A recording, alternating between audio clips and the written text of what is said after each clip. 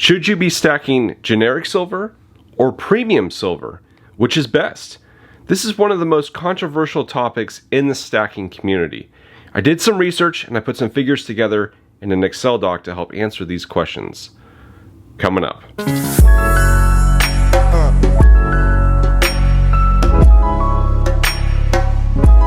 Hey everyone, welcome to Campbell's Coins. The question about which silver is best really isn't an easy question to answer, mostly because it depends on when and where that question is asked. If you asked me that question in 2019, my answer was Silver Eagles, hands down. But now it's not so clear. Also, this response basically only works for folks living in the United States. If you live outside the United States, you have your own issues with silver, and you have to look at the coins in your region compared to generic silver.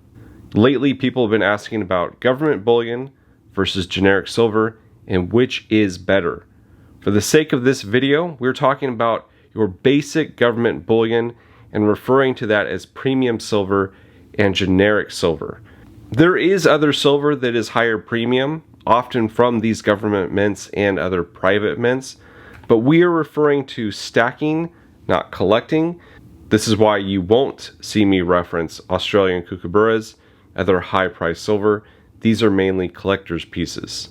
Just a few years ago, the bullion world was much different than today. Spot price on average was $15. Generic silver sold for spot price up to 50 cents over spot. Premium silver sold anywhere from $1.50 to $4 over spot. This government bullion was called premium silver because it sold for a big premium. Today, even generic silver has a large premium attached to it because the demand for all silver has shot through the roof. Here is some government bullion. I gathered all the main coins that I know about. If I have forgotten one, please forgive me. The government bullion is backed and guaranteed by the country who minted the coin. These will be 3/9 fine or 4/9 fine pure silver. Designs from each mint often remain unchanged with the exception of two mints. The Chinese panda design changes each year and the Korean tiger design changes each year. When I say that this premium silver is backed by a government, what does that mean? These have a currency amount attached to them. If you wanted, you can exchange these for fiat. I would advise against it, as the currency amount listed on the coin is well below the value of the silver in the coin. Guaranteed, and that it's authentic and the silver content and purity stamped on the coin is what's in the coin. Here's some generic silver. Generic silver is created from private businesses. Generic silver created in a coin form is called a round. Other generic silver can be in bar form. Designs vary dramatically on generic silver. Even a generic buffalo round will vary from private mint to private mint. Many copy designs of an established coin, but there are also plenty who create their own designs. While there is government bullion in various sizes, for the main coin, there is typically 1 ounce of silver. Generic silver, on the other hand, varies greatly in size, from the gram all the way up to 1,000-ounce bars. Which is the better buy? The answer might actually surprise you. We often hear the mantra from YouTube stackers to buy as close to spot as possible. It's cute, but it's not necessarily realistic or feasible. Here are a couple bid-ask sheets from some online Instagram sellers. As you can see, the buying and selling of silver will vary depending on the seller, and it will certainly vary when you're watching this video. But it gives us some insight. Here's the spreadsheet I promised you. This spreadsheet looks at the popular premium silver compared to generic silver. I have left out a few coins on the sheet, the Chinese panda and the Mexican libertad. Both of these coins, especially the libertad, are more of a collector coin and shouldn't be looked at as a stacker coin. I price compared if you bought one of each of these off Monument Metals and turned around immediately to sell them using the bid-ask sheet from the Instagram seller. You should not be buying and selling silver like this, but I wanted to give some perspective on loss if you did and show which would be the biggest losers out of the group. I should also mention I'm not sponsored by Monument Metals. I'm just using them because they have some of the lowest pricing on items. The generic silver bars are technically the better buy because if you had to turn around and sell them, you could take the smallest loss. You lose the most buying silver eagles. Two things surprised me. First was 10-ounce generic bars have the lowest loss, followed by the other generic silver sizes. I would have thought it would have been the kilos. Second was Maple Leafs have the smallest loss of all the premium silver, even though the premiums are more than Britannias, Kangaroos, Kangaroos, and Philharmonics. They are purchased back at a higher rate. I look at how many ounces one could buy of all of these if they had $1,000 to spend. Kilos were the cheapest price per ounce of the entire group. And obviously, since it's the cheapest, you can get more ounces buying kilos than anything else. What this chart doesn't show us is a variety of factors, including popularity, trust, and security features.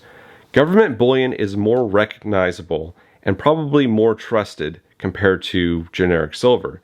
As silly as it is, coins minted by a government mint carry some weight with people. It's ironic because people are buying silver and gold in response to that government's policies, but they will trust the silver that they produce more than generic silver.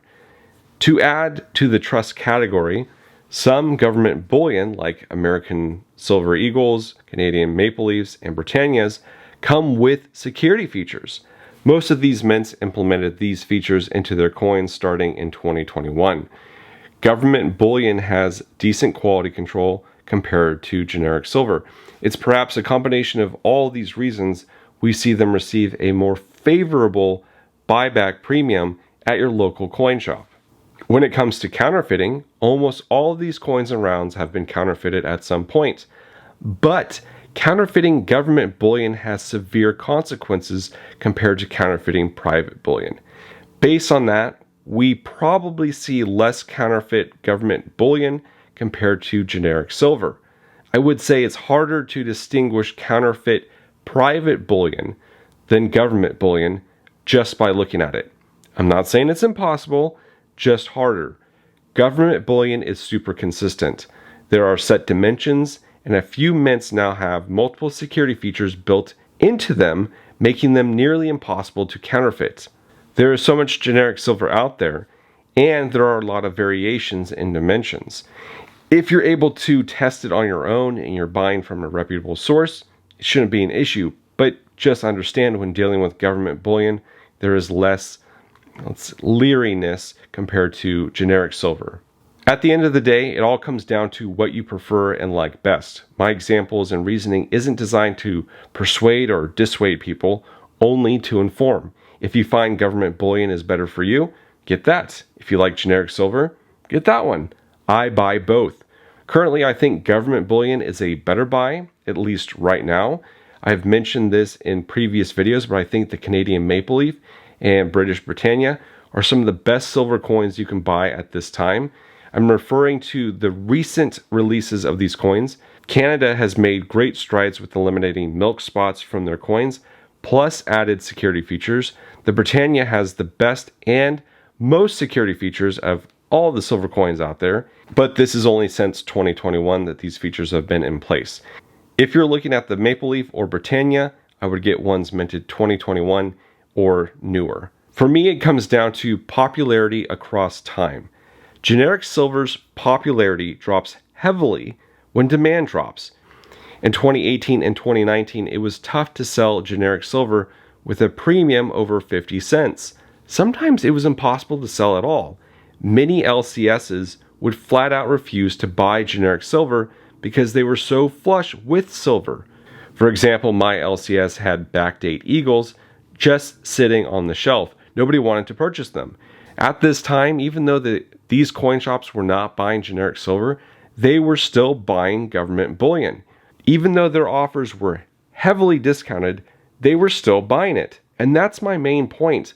I want to have silver that people will want, even if the demand for silver is non-existent. I'm not saying that it will happen again.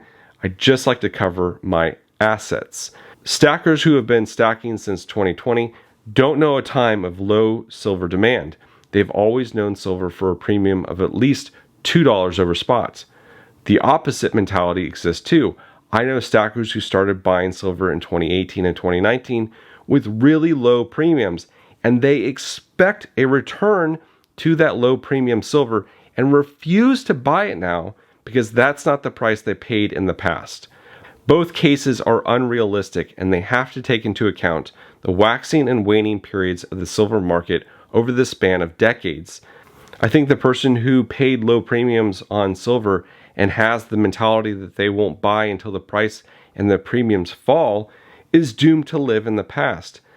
It's like saying I won't buy a Big Mac at McDonald's because I used to buy them for $1. I think it's smart to own both generic silver and premium silver. Have generic silver that you can sell when silver demand peaks, and have premium silver for when silver becomes the redheaded stepchild like in 2019. I hope you have found this helpful. Let us know in the comments below. What do you prefer to stack and why? Your time is your most precious asset, and I appreciate you spending it here with me. If you're interested in other topics like this one, check out the other videos I have on my channel. Thank you all for watching. This is Campbell's Coins, and that is my 2 cents.